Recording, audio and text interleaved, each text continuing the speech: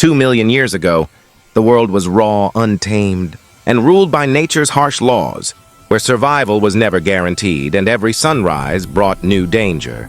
Vast open plains stretched endlessly under wide skies, forests were thick and dark, and massive prehistoric animals roamed freely without fear.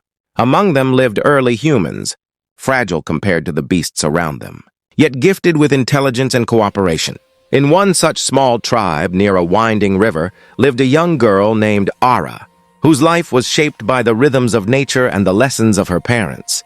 Her father, Koro, was the tribe's most respected tracker, a man who could read the land like a story written in footprints and broken grass.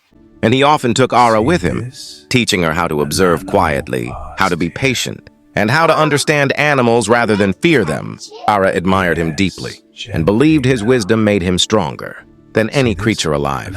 One tragic morning, while the tribe was preparing for the day, a saber-tooth lion emerged from the tall grass with terrifying speed and power, its massive body moving like a living storm.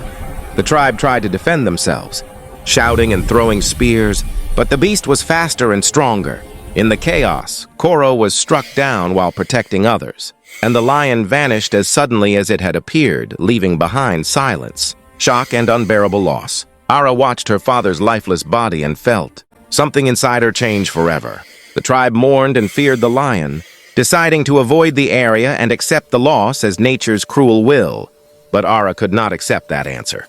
As nights passed, she sat alone by the fire, replaying her father's lessons in her mind, realizing that survival was not about strength alone, but about understanding and preparation.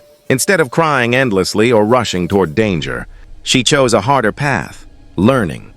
She began secretly observing the land, tracking the saber-tooth's movements from a safe distance, noticing how it returned to the same hunting grounds, rested near rocky hills, and followed predictable paths when searching for prey.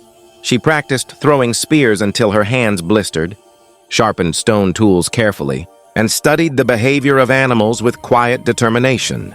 Fear followed her every step, but it did not control her. It sharpened her focus. Ara was no longer just a grieving child. She was becoming something new, someone shaped by loss but guided by wisdom, preparing herself not for blind revenge, but for a moment when intelligence could stand against raw power, in a world where mistakes meant death.